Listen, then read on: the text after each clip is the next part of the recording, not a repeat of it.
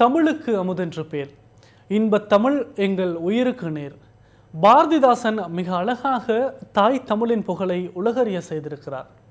தமிழுக்கு புகழ் சேர்க்கும் வகையில் தமிழக அரசாங்கம் இன்று மற்றொரு அறிவிப்பை வெளியிட்டிருக்கின்றது. அது தொடர்பான முழுமையான தகவல்களை இந்த காணொலியில் பார்ப்போம். அனைவருக்கும் வணக்கம். நான் காளிமுத்துச்சந்திரன்.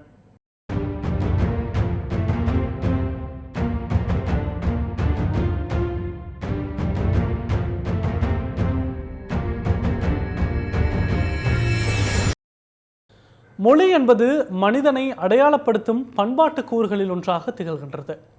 மொழி தானும் வளர்ந்து தன்னை பயன்படுத்தும் மனிதனையும் வளர்க்கும் தனியாற்றல் பெற்றது என்றால் அது மிகையாகாது.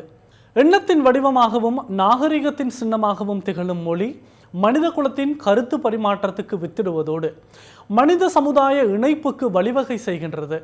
உலக அறிஞர்களால் போற்றி பாராட்டப்படுகின்ற தமிழ் மொழி இந்தியாவின் தமிழகத்தின் ஆட்சி மொழியாக திகழ்கின்றது. உலகின் தலை சிறந்ததாக கருதப்படும் 6 செம்மொழிகளுள் உயிர்ப்போடும் ஊட்டத்தோடும் ஒட்போடும் நீடி நின்று நிமிர்த்தெழுந்து நடை சிறந்து இயங்கி வருவது எமது செந்தமிழான தமிழ்மொழி என்றால் அது மிகையாகாது. எங்கள் வாழ்வும் எங்கள் வளமும் மங்காத தமிழென்று சங்கே முழங்கு. வீருடைய செம்மொழி தமிழ்மொழி உலகம் வேரூன்றிய நாள் முதல் உயிர்மொழி என்ற பெருஞ்சித்தனாரின் கூற்றுக்கு அமையவும் தேமதுர தமிழோசை உலகெல்லாம் பரவும் வகை செய்தல் வேண்டும் என்ற முண்டாசு கவிஞனின் அறிவிப்புக்கு அமையவும் தமிழுக்கு புகழ் சேர்க்கும் வகையில் தமிழக அரசாங்கம் இன்று அறிவிப்பொன்றை வெளியிட்டிருக்கின்றது.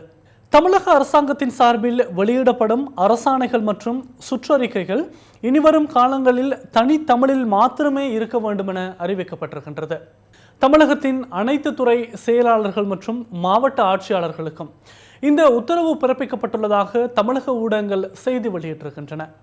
அத்துடன் பொதுமக்களிடமிருந்து வரும் கடிதங்களுக்கு தனித்தமிழிலேயே பதிலளிக்க வேண்டும் எனவும் உத்தரவு பிறப்பிக்கப்பட்டுள்ளது. தமிழ் ஆட்சி முறை சட்டத்தை நடைமுறைப்படுத்தும் நடவடிக்கையின் ஓர் அங்கமாகவே தமிழக அரசாங்கத்தினால் இந்த உத்தரவு பிறப்பிக்கப்பட்டுள்ளதாக தமிழக ஊடகங்கள் செய்தி வெளியிட்டிருக்கின்றன. அதற்கமைய தமிழக அரசாங்கத்தின் தமிழ் வளர்ச்சி செயலாளர் வி ராஜாராமனின் கையொப்பத்துடன் இந்த உத்தரவு பிறப்பிக்கப்பட்டிருக்கின்றது. தமிழக அரசாங்கங்களில் கடமையாற்றும் அரசு ஊழியர்கள் அனைவரும் இனிவரும் காலங்களில் தனித்தமிழில் மாத்திரமே கையொப்பமிட வேண்டும் எனவும் உத்தரவிடப்பட்டுள்ளதாக தமிழக ஊடகங்கள் செய்தி வெளியிட்டிருக்கின்றன.